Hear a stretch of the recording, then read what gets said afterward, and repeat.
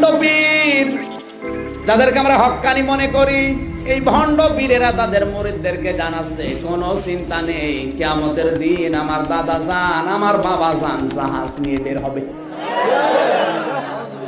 এর চাইতে বড় মিথ্যা কথা, ধোঁকাবাজি, প্রতারণা আর বাংলাদেশে কে করছে বলেন?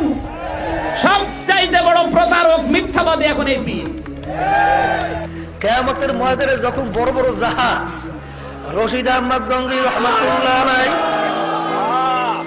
আল্লাহ হাজী ইমদাদুল্লাহ মুহাজির মক্কি রহমাতুল্লাহ আলাইহি, সৈয়দ ইসহাক সাহেব রহমাতুল্লাহ আলাইহি, উজানির কারি ইব্রাহিম সাহেব রহমাতুল্লাহ আলাইহি, বাবারে আল্লাহু আকবার, আল্লাহু আকবার, আল্লাহ, সৈয়দ ফজলুল করিম রহমাতুল্লাহ আলাইহি যখন কিয়ামতের ময়দানে বড় বড় জাহাজ দিয়ে রওনা করবে, যে উস্তাদদের সাথে বেয়াদবি করে করে করে করে আজকে ইসলামী শাসনতন্ত্র আছে। এটার মূল ভিত্তিটা হলো উস্তাদের সাথে বেয়াদবি। কোনো শরীর একতলাফ না, কোনো মাসআলা নিয়ে কোনো একতলাফ না। একতলাফটা হলো উস্তাদের সাথে নেতৃত্ব। রেজাউল করিম সাহেব ধরা বাস করেন না, তখন আমি একটু খোঁজ দিলাম যে উস্তাদরা তো এখনো আছে।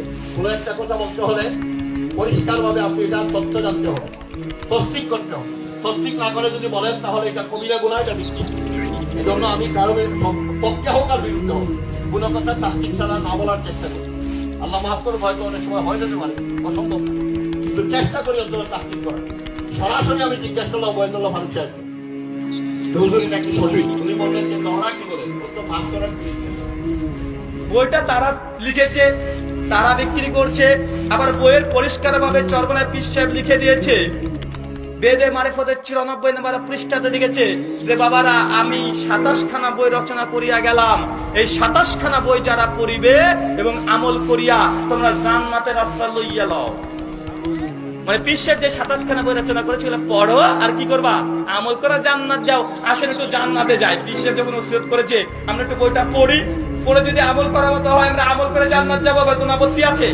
কোন আপত্তি নেই। আসেন পীর সাহেবের কিছু আমরা নসিহা শুনি, যে আপনাদের হাত টানে পীর যেমন তেমন পীর নয়, এ দেওয়ান মাগি ভণ্ড নয়, রাজার মাগি ভণ্ড নয়, এ সরসিনা ফুলতুলি মাছ ভান্ডারি এরা নয়, এটা চর্ম নাই, মানে চামড়ায় নাই।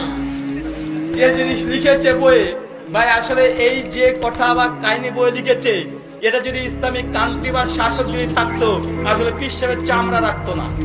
কি লিখছে দেখেন, পীর সাহেব কেবলা যখন যে আদেশ করিবে তাহাতে কোন প্রকার কিলোকাল, কিলোকাল মানে আপত্তি, কিলোকাল না করিয়া অর্থাৎ নিরাপত্তিতে তাহা করিতে তাকিবেন, থাকিবেন কে তাকিবেন। হাফেজ রাহিমাহুল্লাহ বলেছেন, কামেল পীরের আদেশ পাইলে নাপাক শারাব দ্বারাও জায়নামাজ রঙিল করিয়া তাহাতে নামাজ পড়ো।